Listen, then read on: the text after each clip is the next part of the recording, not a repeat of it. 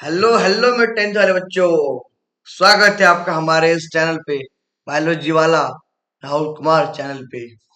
आज हम आपके सिलेबस को लेके आए हुए हैं। जैसे कि मैंने कल के ही वीडियो में आप लोगों को बताया था कि मैं कल आप लोग का सिलेबस लेके आऊंगा।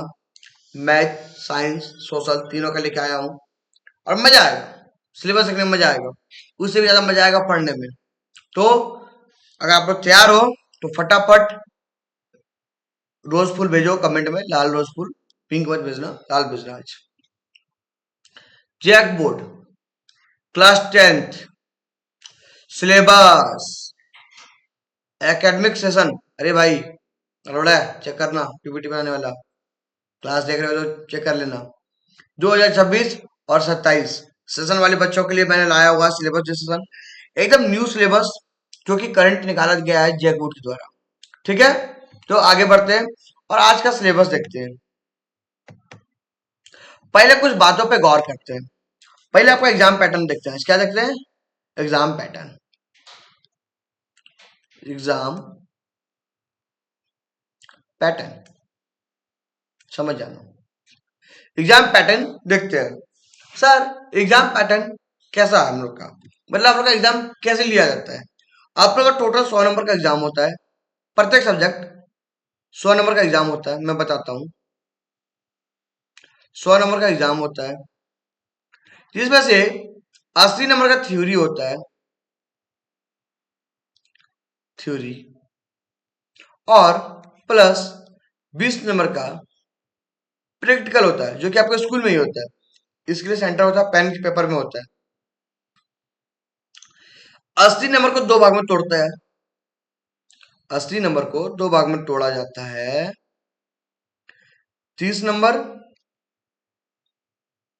और 50 नंबर। 30 नंबर को ऑब्जेक्टिव के मिलते हैं, एमसीक्यू के, एमसीक्यू के। 50 नंबर मिलते हैं आपके लॉन्ग क्वेश्चन के, मतलब क्वेश्चन के सिर्फ। MCQ multi choice question, multiple choice question.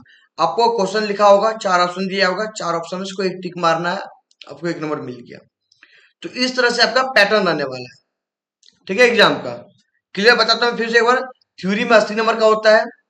80 number में दो भाग में तोड़ते हैं, पहला एमसीक्यू में और क्वेश्चन में।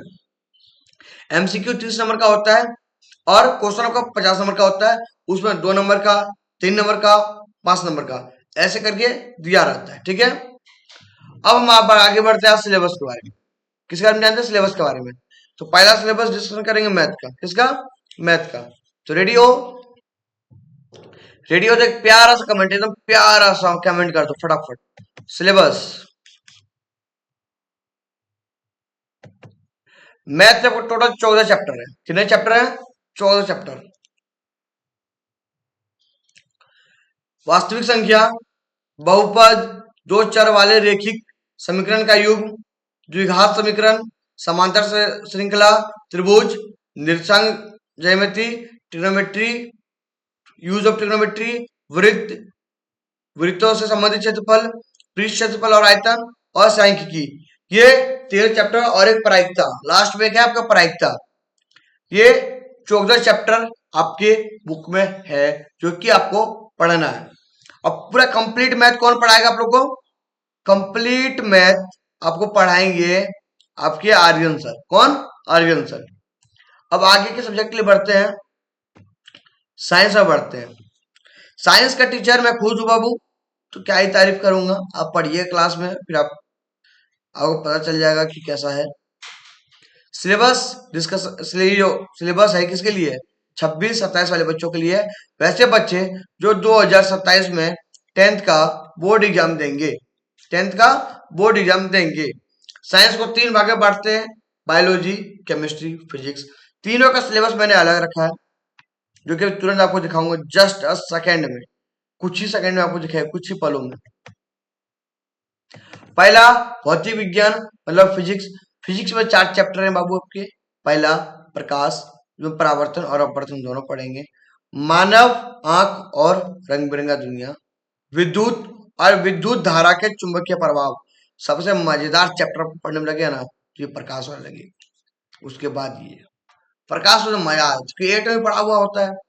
अब जो 8 में नहीं पढ़ा था तो क्या बोले, लेकिन जो पढ़ा होगा उसको मजा आ जाएगा। दूसरा रसायन विज्ञान मतलब केमिस्ट्री। इसमें 5 चैप्टर है।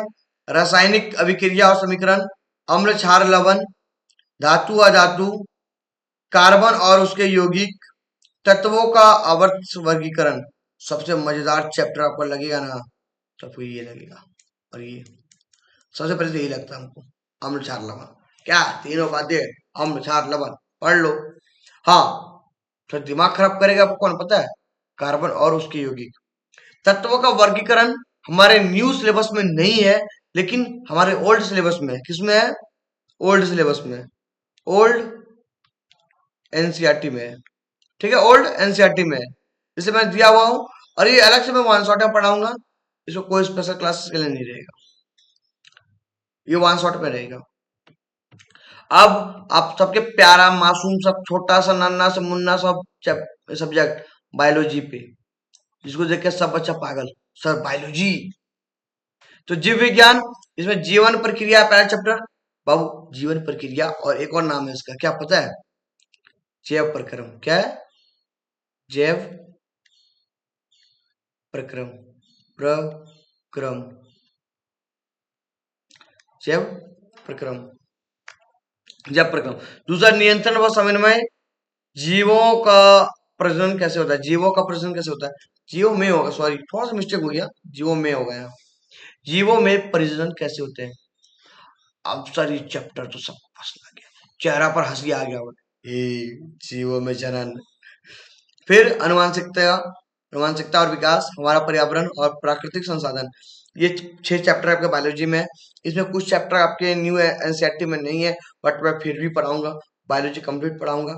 जो चैप्टर न्यू एनसीईआरटी में नहीं है उसे मैं वन शॉट के माध्यम से कराऊंगा। आगे आता हूं मैं सोशल पे। सोशल को भी मैंने भागा बांट दिया गया है, एसएसटी, जो कि आपके संघ के द्वारा पढ़ाया जाएगा। सिलेबस किसके लिए है, 26-27 वाले बच्चों के लिए है। पहले हम आते हैं हिस्ट्री में। हिस्ट्री में 3 चैप्टर है आपका बाबू।